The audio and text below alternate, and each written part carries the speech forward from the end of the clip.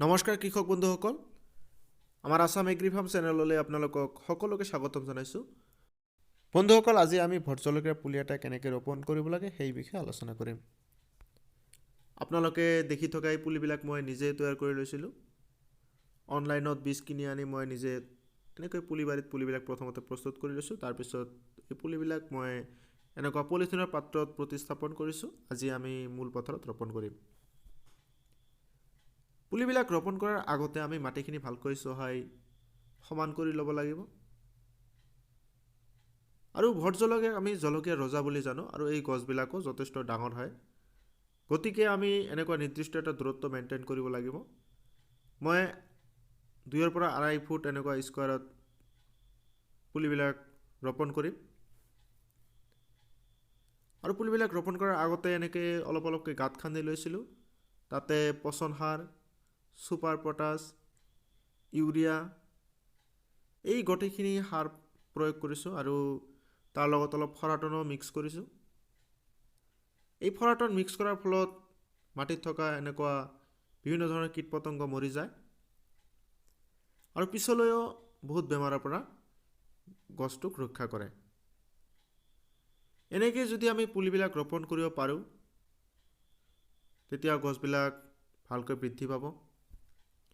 আপোনালোকে এনেকৈ বহল ভিত্তিতো ভোট জলকীয়াৰ খেতি কৰিব পাৰে। অসমত ইয়াৰ যথেষ্ট চাহিদা আছে, আৰু বজাৰতো ইয়াৰ যথেষ্ট বজাৰ মূল্য পোৱা যায়।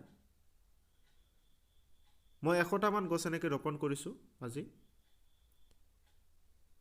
আপোনালোকে যদি এনেকুৱা 100টামান গছ ৰোপণ কৰিব পাৰে, ইয়াৰ পৰা বিভিন্নজনে কোৱা মতে 100টা গছৰ পৰা প্ৰায় 10,000 মান টকা আমি উপাৰ্জন কৰিব পাৰিম।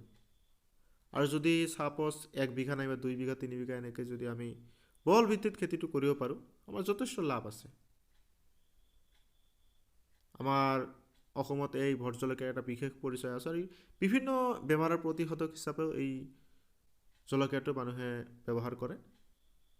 গতিকে আপোনালোকেও এনেকৈ বহল ভিত্তিত জলকীয়া খেতি কৰক, আশা ৰাখিছোঁ। এনেকৈ পুলিবিলাক ৰোপণ কৰাৰ পিছত প্ৰত্যেক দিনাই কিন্তু অলপকৈ আমি ইয়াতে পানী প্ৰয়োগ কৰিব পাৰোঁ। পানীবিলাক প্ৰয়োগ কৰিলে গছবিলাকৰ আচলতে যেতিয়া পুলিটো ৰোপণ কৰা হয়, পুলিটো ৰোপণ কৰাৰ পিছতে আমি ইয়াত অলপ পানী দিব লাগে। পানী দিলে গছপুলিটোৰ যিটো ছেটিং, সেই ছেটিংটো মাটিৰ লগত ভালকৈ হৈ যায়। আৰু লাহে লাহে যদি এনেকৈ প্ৰত্যেক দিনে আমি অলপকৈ পানী প্ৰয়োগ কৰি থাকিব পাৰোঁ, গছবিলাকৰ ভালভাৱে বৃদ্ধি হ'ব।